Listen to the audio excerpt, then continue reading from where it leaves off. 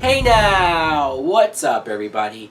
My name is Mike Brown, aka ReviewKingMB, and I am here to review Jaws. Yes, Jaws is a 1975 film that was directed by Steven Spielberg, and the plot, as if any of us needs to be told the plot of Jaws, right? Well, in any event, we do meet Martin Brody, who is the chief of this town in Massachusetts, by the way. I can appreciate that. And he hears about this shark attack to this girl out there, but he didn't see it for himself. He tries to get the beach shut down, but the mayor's not having it. So, of course, shit does hit the fan. People start dying, so Brody, along with a couple other characters, go out to the ocean and try to find this shark once and for all themselves. Now, what I think of Jaws is this movie obviously is an all-time classic. It's one of the greatest movies ever made. I mean, what could I say about this movie that hasn't already been said? What great things can I say about this movie that hasn't already been said? I will say this, as far as my history with the film, there's parts of this movie, like rewatching it now, there's parts of this movie that I remember vividly. But clearly, I haven't seen this movie in a long time, like not since I was a kid. So there's parts I remember, but then there's other parts, it was like rewatching this for the first time. Because let's talk about the main character, Martin Brody, Chief, played by Roy Scheider. This guy, you instantly like him. You instantly can relate to him. Just the fact that he's the chief, him and his wife and his kids moved here to get out of the city because that was dangerous. They thought this would be safer and less complicated. Oops! I guess that didn't go as planned. But he doesn't like the water. He's clearly doing this just for his family. And then when he hears about this first shark attack, he tries to get the beach shut down, and this mayor is being an absolute dick.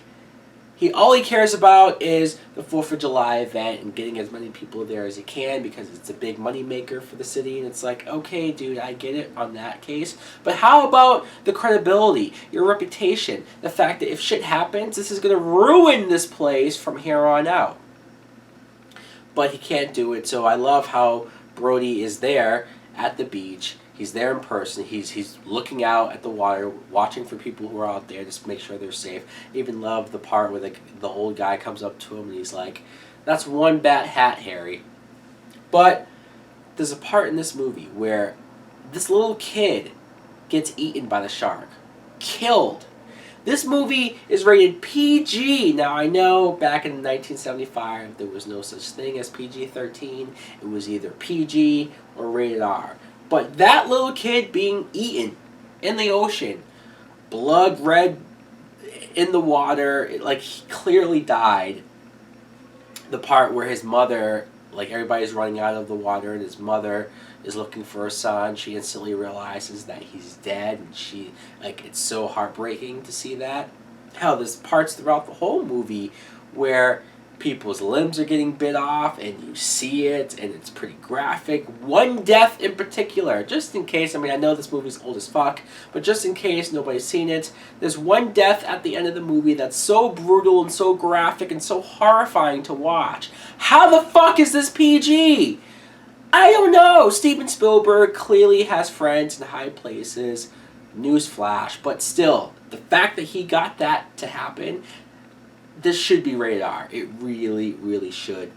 Let's talk about some of the other characters. You have Robert Shaw as Quinn, and he's sort of like a badass hunter who, as soon as the city is put on alert about the shark, everybody and their mom seemingly is trying to catch it, trying to collect the reward for the money. But he's the one guy who sounds like he knows what he's talking about, who sounds like he can actually get the job done.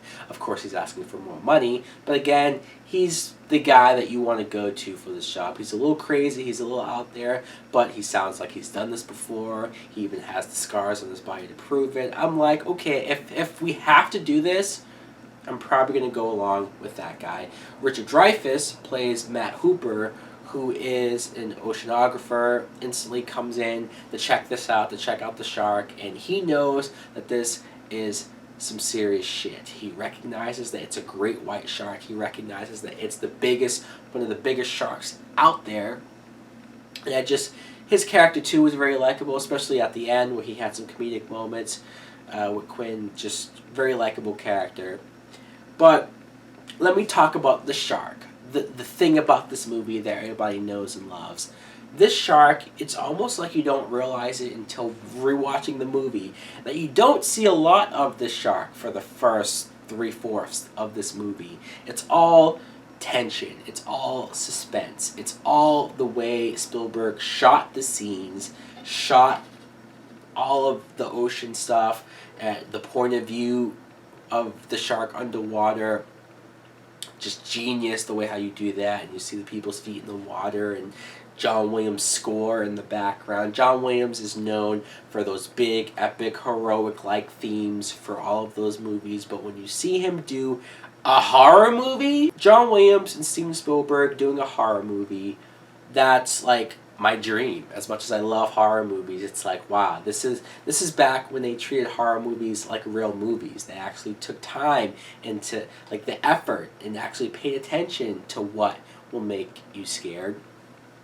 And that's why I think a lot of these scenes work. The fact that you don't see the shark, the fact that it's all, a lot of it's in your head. I mean, I said that they're pretty graphic and they show a lot of blood and stuff going on, but there's also just as much stuff that you don't see, and that also makes it creepy.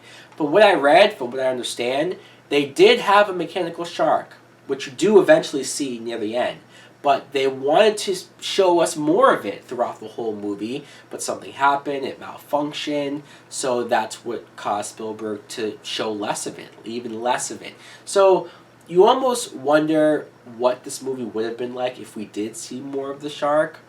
Although I will say, it worked out for the better. The fact that we do have to wait all the way to the end to see the shark, and when you do see it, it's like a big payoff.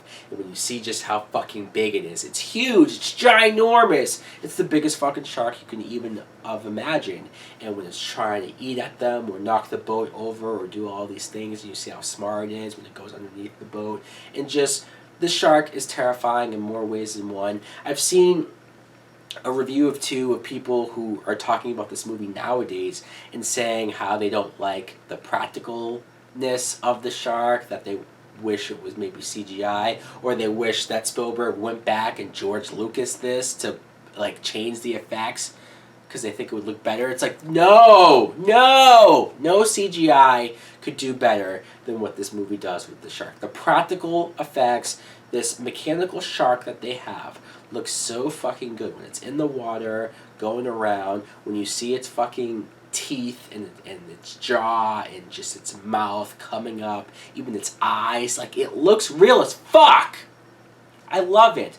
I wish more movies nowadays just stuck with the practical effects. I mean, if you can have these effects hold up after 30 plus years, I don't understand even the need of the overuse of CGI. This to me looks great. What more can I say besides we're going to need a bigger boat? Obviously, I very much enjoyed this movie rewatching it. It's an all-time classic. Let me know in the comments below, what do you think of Jaws? Do you love it as much as I do? Do you agree? Do you disagree? How can you disagree? Seriously. Thanks for watching. Like, comment, subscribe. Later! Please won't you save my desires on fire?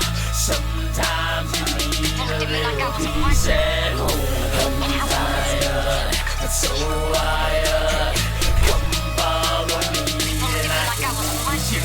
Come follow me and take a trip to the dark side, waiting for the perfect